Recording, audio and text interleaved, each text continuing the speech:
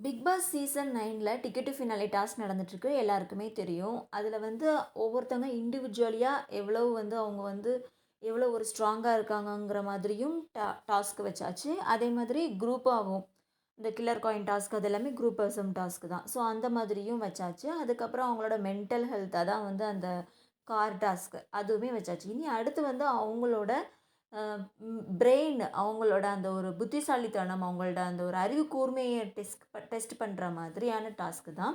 இது வந்து நம்மளுக்கு யூசுவலா முன்னாடிலாம் நடந்திருக்கு. இப்போ யாஷிகா ஆனந்த், ஐஸ்வர்யா அவங்கலாம் இருக்கும்போதெல்லாம் வந்து இந்த நெறைய நம்பர் சொல்லுவாங்க. அந்த நம்பர திருப்பி சொல்லணும். இல்லைனா கால்குலேஷன் பண்ணி சொல்லணும். இல்ல நாள்ல என்ன பாட்டு நடந்துச்சு, 2வது நாள்ல என்ன பாட்டு வந்துச்சு, இத்தனாவது யார் எவிக்ட் ஆனாங்க, இந்த சீசன்ல யாரு வின்னரு, அந்த மாதிரியான கொஸ்டின்ஸு. அதுக்கப்புறம் வந்து அவங்களுக்கு ஒரு பேஸ்கெட்ல வந்து நெறைய திங்ஸ் குடுத்துடுறாங்க. அதில என்னென்ன ஐட்டம்ஸ்லாம் இருந்துச்சு, யார் யாருக்கு என்னென்ன ஐட்டம்ஸ் இருந்துச்சு, அந்த மாதிரியான கொஸ்டின்ஸ் இந்த மாதிரிலாம் கேட்குறாங்க.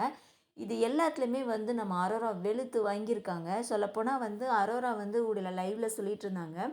அமித் வந்து எவிக்ட் ஆகி போகும்போது விஜய் சேதுபதி சார் கிட்ட, அ அரோரா வந்து ஃபிசிக்கலா வந்து அவங்க வந்து தனியா, அதாவது குரூப்பா இருக்கிறதுனால தான் அவங்க இவ்வளோ நாளா வந்திருக்காங்க.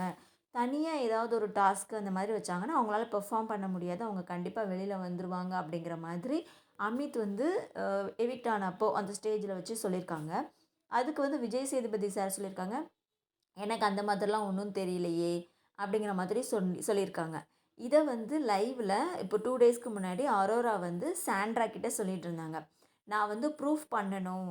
அ அமித் வந்து இந்த மாதிரி சொன்னாரு. அதுக்கு விஜய் சேதுபதி சார் வந்து என் மேல இவ்ளோ நம்பிக்கையா? எனக்கு அந்த மாதிரிலாம் தெரியல. அரோரா வந்து நல்லா பெர்ஃபார்ம் பண்ணுவாங்கங்கிற மாதிரி அவர் சொன்னாரு. அப்ப சாண்ட்ரா சொன்னாங்க, "நீ தான் அதாவது ப்ரூஃப் பண்ணிட்டியே! ஃபர்ஸ்ட் டாஸ்க்ல எவ்வளோ நேரம் இருந்த? 6 ஹவர்ஸ் இருந்த. எங்களாலாம் இருக்க முடியலல்ல. நீ இருந்துட்டல்ல." அப்படின்னு சொல்லி சொன்னோனே, அதுக்கு அரோரா சொன்ன பதில் என்னன்னா, ஏதாவது ஒரு டாஸ்க்ல இருந்தா போதாது. நான் வந்து எல்லா டாஸ்க்லயுமே என்னோட அந்த ஒரு பெர்ஃபார்மன்ஸ காமிக்கணும். என்னோட அந்த ஒரு வில் பவர காமிக்கணும். அவர் வந்து என்ன நம்பிக்கையா சொன்னாரு. நீங்க நம்பினது வந்து கெட்டு போகல. நான் வந்து நல்லா பெர்ஃபார்ம் பண்றேங்கிற மாதிரி அவருக்கு தெரியணும்.